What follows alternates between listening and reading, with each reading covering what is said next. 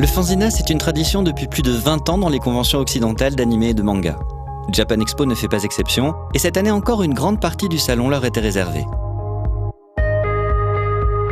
Alors que du côté Hall 6, on trouvait de longues allées remplies de stands proposant vraiment de tout, le Hall 5A proposait cette année encore une zone de créateurs pro ou semi-pro.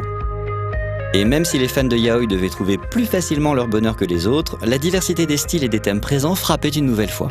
On pouvait par exemple tomber nez à nez avec de mignons petits monstres venus de Belgique.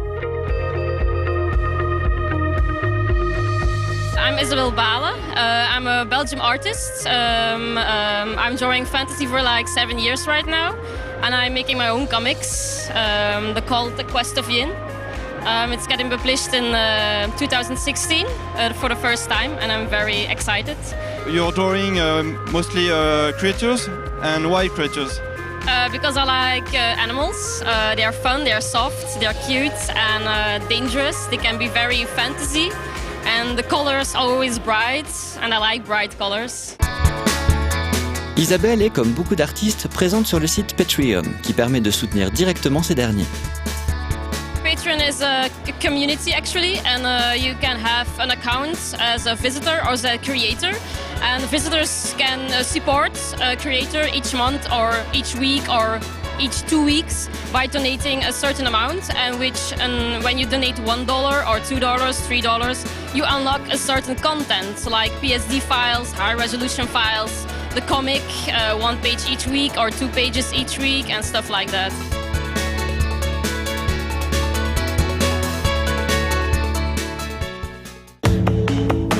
Bonjour, je suis Vigneault, je suis un artiste freelance et avec mes amis Kinari Sidonang et Ashok, on fait un fanzine ensemble au stand Suderico Dojin.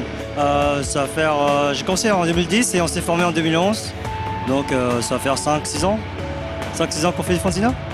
En plus, notre activité en tant que dessinateur et auteur de BD, on fait aussi des artbooks regroupant des illustrations originales et des fanarts.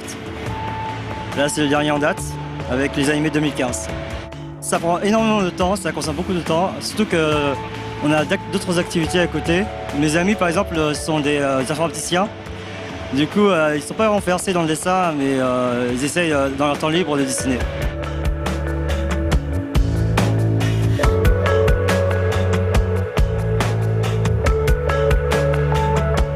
Je suis Eternalès, une artiste freelance. Je dessine depuis plus de 10 ans. Donc, selon la Japan Expo, j'ai commencé qu'en 2008.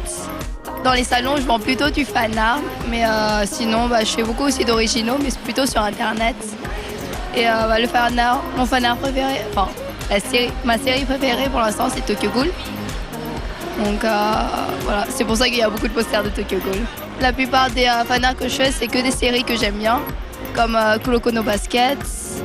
Ensuite, il y a Attack on Titan, Sword Art Online que je viens de connaître assez récemment et que j'adore, et Tokyo Ghoul.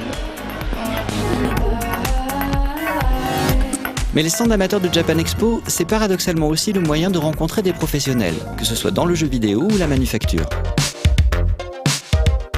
Je m'appelle Gratian Prosper, je travaille pour Hank Bunny Studio, c'est un studio de développement de jeux vidéo. Et à la Japan Expo, aujourd'hui, on présente notre jeu Macro Boy Y. C'est un fils spirituel de Megaman, un platformer combat qu'on développe depuis quelques temps. Là, on montre un prototype qui a été fait en un peu plus de 2 semaines et on essaye de produire la version finale du jeu d'ici à l'année prochaine.